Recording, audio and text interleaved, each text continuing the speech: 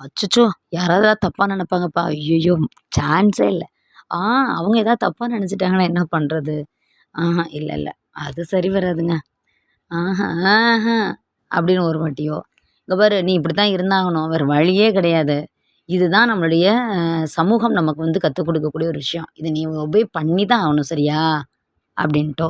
ஏதோ ஒரு வகையில நம்ம பழகக்கூடிய நபர்கள் எல்லாருமே பார்த்தீங்க அப்படின்னா, நம்மள வந்து முடக்கி வைக்கிறாங்களா, அடக்கி வைக்கிறாங்களா எதுவும் தெரியறதில்ல. ஆனா, நம்ம ஒரு சுதந்திரமான ஒரு வாழ்க்கைய வாழ்ந்துட்டு இருக்கோமா, நம்ம நெனச்ச மாரி வாழ்ந்துட்டு இருக்கோமா அப்படின்னா, 100க்கு 90% மக்கள் அந்த மாரியான வாழ்க்கைய வாழ்றது கிடையாது. அப்படிங்கிறது தான் உண்மையான ஒரு விஷயம். நான் உங்கள் பட்டிமன்ற பேச்சாளர் கனிமொழி பேசுகின்றேன். நான் ரொம்ப நல்லா இருக்கேன். நீங்க எல்லாரும் நல்லா இருக்கிறதுக்கு எல்லாம் வல்ல இறைவனை நான் வேண்டிக்கிறேன். ஓகே. அ இறை நம்பிக்கை இல்ல அப்படின்னாலும் பரவால்ல. நல்ல மனசுக்கு நீங்க எல்லாருமே நல்லா இருக்கணும் அப்படிங்கிறதையும் நான் சொல்லிக்கிறேன். ஆக மொத்தம் நம்ம வந்து இன்னைக்கு நான் சொல்லக்கூடிய விஷயம் என்ன அப்படின்னு சொல்லி சொன்னா, நம்ம எல்லாரும் உண்மையாவே நல்ல சந்தோஷமா தான் வாழ்ந்துட்டு இருக்கோமா அப்படின்றதுல தான் அ ஒரு விஷயம். இப்ப என்ன அப்படின்னா, எல்லா பேருமே பார்த்தீங்க அப்படின்னா, சின்ன பிள்ளையிலேருந்து நம்ம வளர்ந்துட்டுருக்கோம். நமக்கான மாரல் அண்ட் சோஷியல் இன்டராக்ஷன் எப்படி இருக்கணும் அப்படிங்கிறத இந்த சமூகம் நமக்கு எப்படி சொல்லிக் குடுத்துருக்கு அப்படின்னா, நம்ம வந்து நாம தொழில் ரீதியா 4 பேத்துல பழகக்கூடிய நபர்களாக இருந்தாலோ, இல்ல நம்ம ஊர்ல நம்ம ஏரியா, நம்ம வீட்டுக்கு பக்கத்துல இருக்கக்கூடிய நபர்கள், எது எப்படியோ, நம்மளுடைய ஃபேமிலி மெம்பர்ஸ், நம்மளுடைய ஜாதி, நம்மளுடைய இப்ப கிறிஸ்டியன் அப்படின்னா கிறிஸ்டியன், இல்ல ஹிந்துன்னா ஹிந்து, முஸ்லீம்னா முஸ்லீம் அப்படின்ட்டு நமக்கு தெரிந்த மாதிரியான கேட்டகரியில இருக்கக்கூடிய நெறைய மனிதர்கள் நமக்கு தெரியும். ஃபார் எக்ஸாம்பிள் நம்ம வொர்க் பண்ணக்கூடிய இடத்துல கண்டிப்பா ஒரு 5லேருந்து 10 பேராவது தான் நமக்கு நல்லா தெரியும். அதே மாரி பார்த்தீங்கன்னா, நம்ம ஏரியாக்குள்ள நெறைய பேத்த நமக்கு தெரியும். நமக்கு தெரியுதோ இல்லையோ மற்றவங்களுக்கு நம்மள நல்லாவே தெரியும். அதுக்கப்புறம் பார்த்தீங்க அப்படின்னா, நம்மளுடைய ஃபேமிலி, நம்மளுடைய எல்லா சர்க்கிள்லயும் இருக்கக்கூடிய நபர்கள். ஆக மொத்தம் ஒரு மனுஷன் இந்த உலகத்துல பிறந்து வளர்றான் அப்படின்னா, ஒரு மனுஷி இந்த உலகத்துல பிறந்து வளர்றா அப்படின்னா, குறைச்சு வச்சு பார்த்தாலும் அவளுக்கு ஒரு 100லேருந்து 150 பேர் நல்லாவே தெரிந்த ஒரு நபர்கள் தான். நல்லா பேசக்கூடிய நபர்கள், அதில நெருக்கமா பழகக்கூடிய நண்பர்கள், இல்ல நபர்கள் அப்படிங்கிறது ரொம்ப கம்மியா இருக்கலாம். அது வேற விஷயம். ஆக மொத்தம் நமக்கு தெரிஞ்ச ஒரு 100, 150 பேத்துக்காக நம்ம எப்படி வாழ்ந்துட்டுருக்கோம்? நம்ம இந்த சமூகத்த எந்த பார்வையில நம்ம பார்த்துட்டுருக்கோம்? கஷ்டப்பட்டு ரொம்ப, ரொம்ப கஷ்டப்பட்டு பணம் சேர்க்குறாங்க சிலர். பணம் சேர்த்துட்டு பணம் இல்லாதவங்கள கேவலமா பார்க்குறாங்க. அப்ப காசு இல்லாத நபர்கள் ஒரு செக்டார் இருக்காங்க.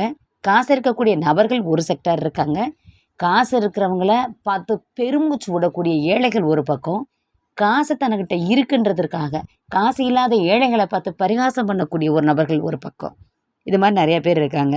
அதுக்கப்புறம் பார்த்தீங்க அப்படின்னா, அதெல்லாம் தாண்டி நம்மள இப்படிதான் வாழணும், இப்படிதான் இருந்தாகணும் அப்படின்ட்டு நமக்குள்ள ஒரு போர்வைய போத்தி விடுறாங்களா? இல்ல நம்மளே போர்வ போத்திக்கிறோமா என்னன்னு தெரியல. அந்த அளவுக்கான ஒரு வாழ்க்கை நம்ம எல்லாருமே வாழ்ந்துட்டுருக்கோம். அது இல்லாம, ஒருவேள நம்ம இஷ்டத்துக்கு நம்ம சந்தோஷமா இருக்கலாம் அப்படின்னு முடிவு பண்ணிட்டோம் அப்படின்னா, அதற்கு தகுந்தவாறு இல்ல அதுக்கு அதிகமான விமர்சனங்கள் நம்மளை நோக்கி வந்து புறப்பட்டுக்கிட்டே வருது. அப்ப நமக்குள்ளதான ஒரு வாழ்க்கைய நம்ம வாழ்றோமா அப்படின்னா, உண்மையாவே கிடையாது. 100ல 90% மக்கள் போலியான வாழ்க்கைய தான் வாழ்றாங்க அப்படின்றது தான் உண்மையான ஒரு விஷயம். இதில பார்த்தீங்க அப்படின்னா, அது இல்லாம மத்தவங்கள கம்பேர் பண்ணி வாழ்றது, போலியாக வாழ்றது, அதுக்கப்புறம் மற்றவங்கள விமர்சனம் பண்ணிக்கிட்டு வாழ்றது, இந்த மாரி எவ்வளவோ விஷயங்கள் நம்ம வந்து வாழ்ந்துக்கிட்டே தாங்க இருக்கோம். இத விட பார்த்தீங்க அப்படின்னா, ஆசைகள் நமக்கு எவ்வளோ ஆசைகள், எவ்வளோ சந்தோஷங்கள் இருந்தாலும் அத எல்லாத்தையும் அடக்கி, அது எல்லாத்தையும் வந்து போஸ்ட்போன் பண்ணிட்டு, நாளைக்கு பார்த்துக்கலாம், இல்ல வர்ற கால சூழல் அதுக்கு தகுந்த மாரி இல்ல. ஏதோ ஒண்ணு நம்ம பேசிக்கிட்டே தான் நம்ம வாழ்ந்துட்டுருக்கோம். நான் என்ன விஷயம் நான் சொல்ல வரேன் அப்படின்னா, நமக்கான வாழ்க்கை அப்படிங்கிறது ஒரு தடவ தான். இப்ப நானு ரோட்ல போகக்கூடிய ஒரு எறும்ப பார்ப்பேன். இப்ப நடந்துகிட்டே இருக்கோம். டக்குன்னு என்ன பண்றோம், எறும்ப மிதிச்சிட்டோம்னா எறும்பு செத்துரும். ஒரு புழு போயிட்டுருக்கு. சின்ன புழுவா இருந்தா லைட்டா அப்படி தட்டி விட்டாவே அது செத்து போயிரும். ஒரு பெரிய புழுவா இருந்தா நம்ம பயந்துகிட்டு அத அடிச்சு கொன்றும்.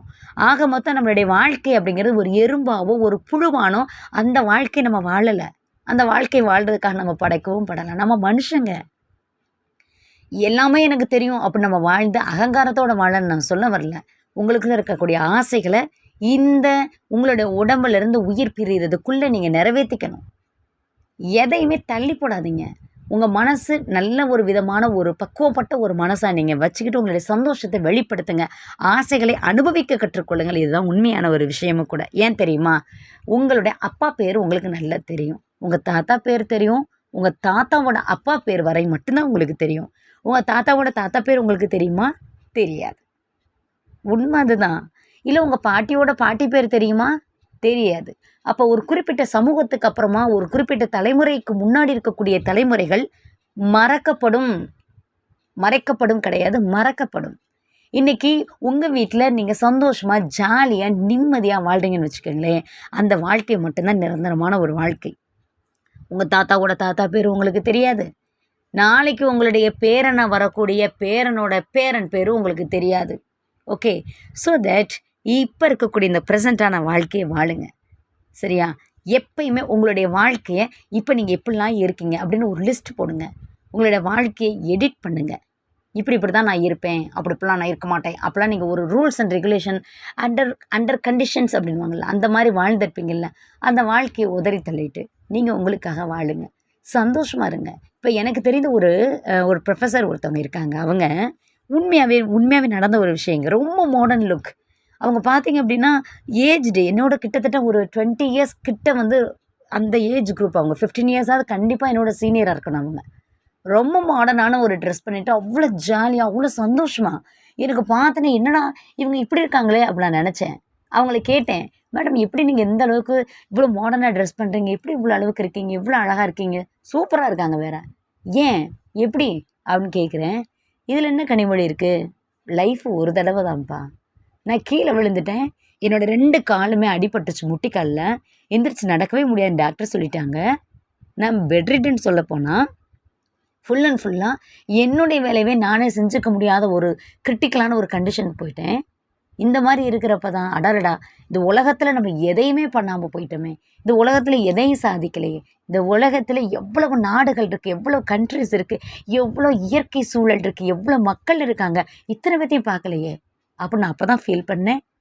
என் காலு க்யூர் ஆனுச்சு. எப்போ? ஒரு 6 மந்த்ஸ்க்கு அப்புறமா தான் எனக்குன்னு ஒரு கான்ஃபிடென்ட். ஃபிசியோதெரப்பி பண்ணேன், யோகா பண்ணேன், எல்லாம் பண்ணி நானே என்னை ரெக்கவர் பண்ணிக்கிறக்கூடிய சிச்சுவேஷனுக்கு என்னை நான் கொண்டு வந்தேன். அதுக்கப்புறமா லைஃப்பை நான் என்ஜாய் பண்ண ட்ரை பண்ணேன்னாங்க. உண்மை அதுதான். உங்களில் நிறைய பேர் அப்புறம் பார்த்துக்கலாம், இதில் என்ன இருக்குது, இது மாதிரி எல்லாருமே நினச்சிட்டு இருப்போம்ல. தயவு செஞ்சு அதை எல்லாத்தையும் மூட்டை கட்டி தூக்கி எறிஞ்சிட்டு உங்களுக்கான வாழ்க்கையை வாழுங்க. என்னையும் சேர்த்து தான் சொல்கிறேன். நம்ம நமக்காக வாழுவோம். நம்மளை யாரெல்லாம் டிப்ரெஸ் பண்ணிக்கிட்டே இருந்தாங்களோ, நம்மளை யாரெல்லாம் வந்து அவங்க அப்படி செய்யக்கூடாது, இவங்க இப்படி, இதை கூட பயங்கரமான ஒரு வார்த்தை, 4 பேர் என்ன நினப்பாங்க அப்படின்வாங்க தெரியுமா? தூக்கி எறிங்க.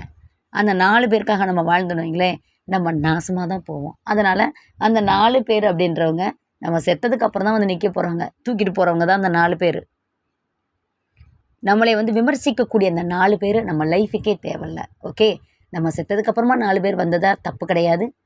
நம்ம உயிரோடு இருக்கிறப்ப 4 பேர் நம்மளை கிரிட்டிசைஸ் பண்ணுறதுக்கு எந்த உரிமை யாருக்கு கிடையாதுன்னு நினச்சிட்டு சந்தோஷமா இருங்க. நன்றி, வணக்கம்.